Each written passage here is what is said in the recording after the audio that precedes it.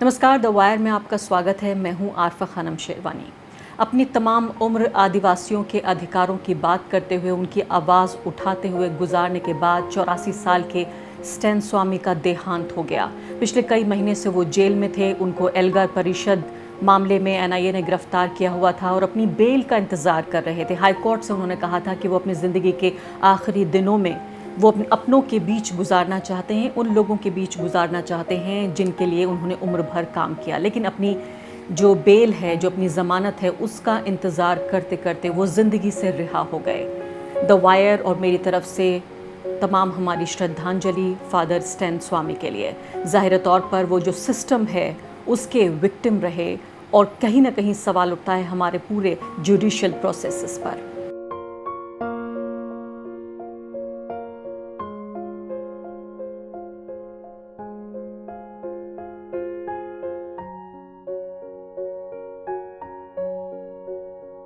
और अब जो खबर मैं आपको बताने जा रही हूँ वो साफ तौर पर जिस बराबरी का, जिस लोकतांत्रिक समाज, जो इंसाफ पर आधारित समाज जिसको बनाने की बात उम्र भर करते रहे स्टैन स्वामी, उसी के ऊपर आघात लगाती हुई घटनाएं चारों तरफ हमारे देश में हो रही हैं। और जो लोग इंसाफ की बात करते हैं, जो बराबरी की, संविधान की, लोकतंत्र की बात करते हैं, इसके अलावा सेक्युलरिज्म की बात करते हैं, लिबरलिज्म की बात करते हैं, वो तमाम लोग, उनमें से ज़्यादातर लोग जेलों में बंद हैं। लेकिन आप ये देखिए कि खुले आम धड़ल्ले से जो लोग बातें कर रहे हैं, सांप्रदायिकता फैला रहे हैं, एक तरह से भड़काने का काम कर रहे हैं अलग अलग समुदायों को, खासकर बहुसंख्यक समुदाय को, उन लोगों के हौसले कितने बुलंद हैं। अभी आप ये लीजिए, हरियाणा में गुड़गांव के पास ये पटौदी नाम की जो जगह है, पटौदी, आपको नवाब पटौदी के नाम से भी पूरी सिर्फ न सिर्फ कि भारत बल्कि पूरी दुनिया जानती है। मंसूर अली खान पटौदी, जी हाँ, मंसूर अली खान भारत के जाने माने क्रिकेटर और सैफ अली खान के पिता, शर्मिला टैगोर के पति। उनके खिलाफ जिस तरह की बातें की और उन्हीं की बातों को रखते हुए आगे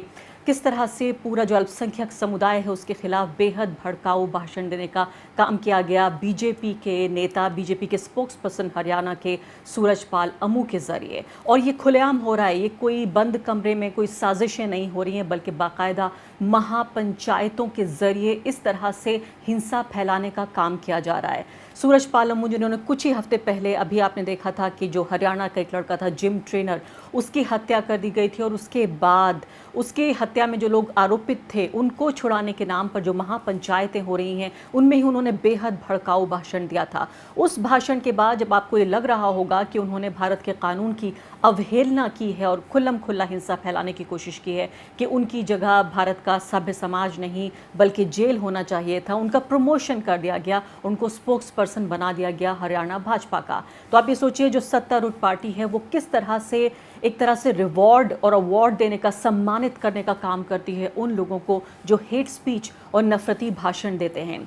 ये सूरजपाल अमू, इनका लगातार ये वायरल हो रही हैं, ये जो स्पीचेस उन्होंने दी हैं, और ये स्पीचेस ट्विटर पे भी आपने देखा होगा, दिन भर ये वायरल हो रही हैं। और काफ़ी हद तक कई बार मैं असहज महसूस करती हूँ कि इस तरह से जो नफरती भाषण हैं, जो इतने वायलेंट और हिंसक के बोल हैं, इन्हें स्क्रीन पे दिखाया जाए। लेकिन शायद इसके अलावा कोई चारा भी हमारे पास नहीं बचता। अगर इन हेट वायलेंस और हेट स्पीचेस को अगर डॉक्यूमेंट नहीं किया जाएगा, अगर आम जनता को नहीं बताया जाएगा, तो आखिर कैसे हम जवाबदेही मांगेंगे?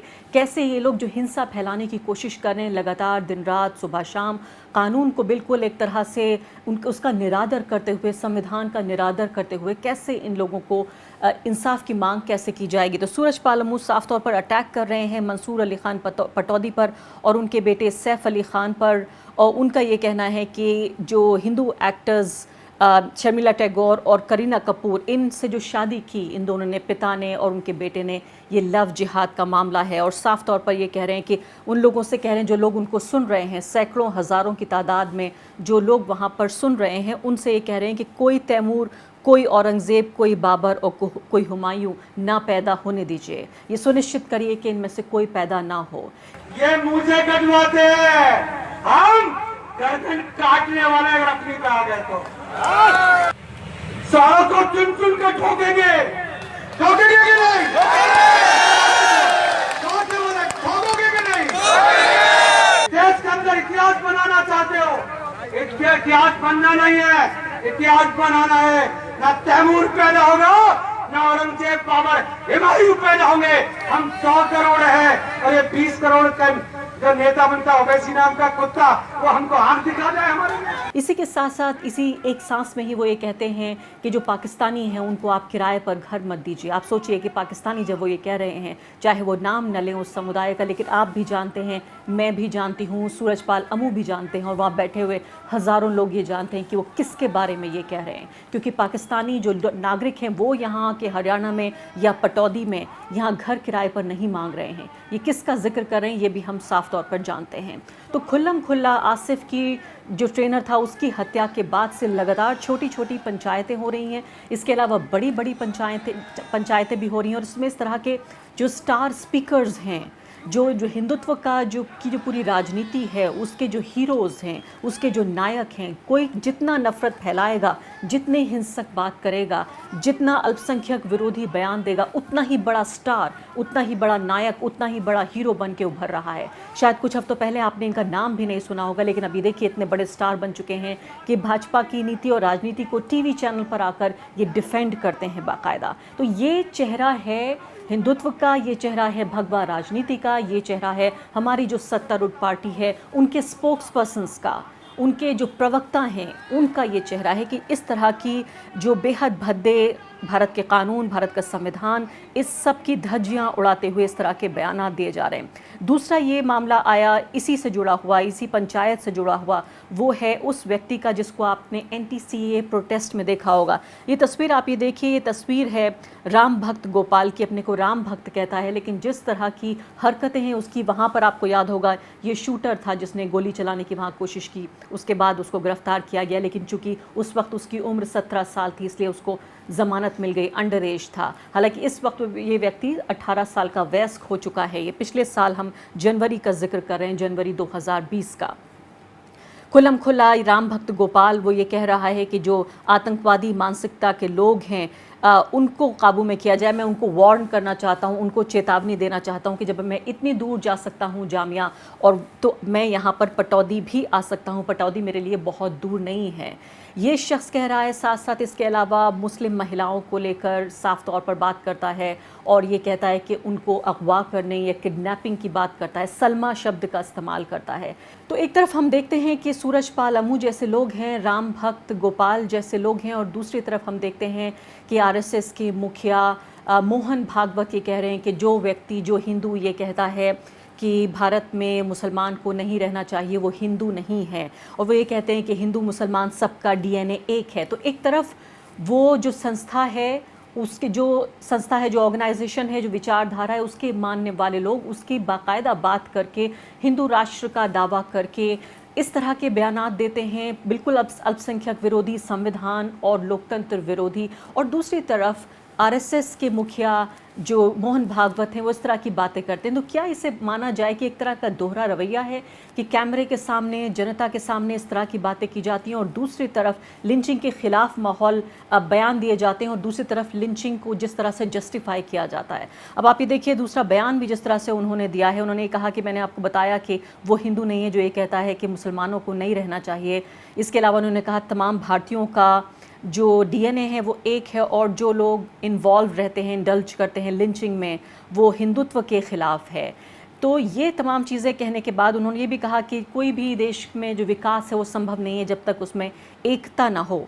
इसके साथ साथ उन्होंने ये बात भी खास कर कही कि मुसलमानों को डरने की ज़रूरत नहीं है, जो एक फ़िक्र का और डर का जो चक्र है, कुचक्र है, उससे बाहर आना चाहिए और इस्लाम ख़तरे में है, इस तरह की परिभाषाओं या इस तरह की बातों में नहीं आना चाहिए। यानी एक तरफ उन्हीं की विचारधारा से जुड़े हुए लोग, वही जो पार्टी, यानी वो अपने को सांस्कृतिक संस्था कहते हैं और उसी का जो राजनीतिक अंग है, उसी के स्पोक्स पर्सन्स जिस तरह की बातें खुलेआम कहते हैं और दूसरी तरफ मोहन भागवत इस तरह की बात कहते हैं।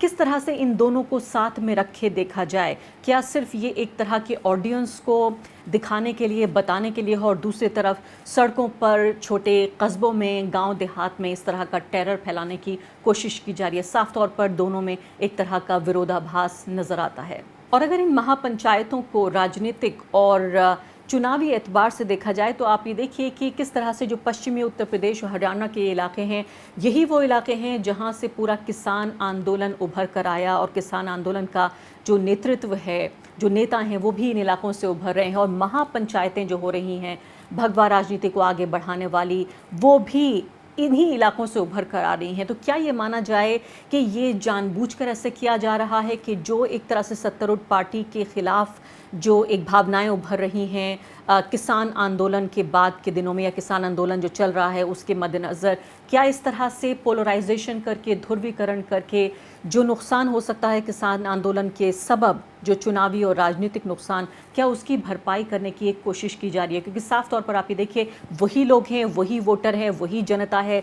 पश्चिमी उत्तर प्रदेश और हरियाणा के आसपास जो पूरी एक जाट बेल्ट है, गुज्जर बेल्ट है, जो किसान हैं, जो खेती करते हैं, जो नाराज़ हैं किसान, जो सरकार ने 3 कृषि कानून जो पास किए हैं उनके बाद से, और वही जनता है जो महापंचायतों में भी जा रही है। एक तरफ किसानों की महापंचायतें हो रही हैं, दूसरी तरफ इस तरह की भगवा महापंचायतें हो रही हैं। क्या एक तरह से इस नुकसान की भरपाई के लिए ध्रुवीकरण का इस्तेमाल किया जा रहा है? इस पर भी सोचने की ज़रूरत है।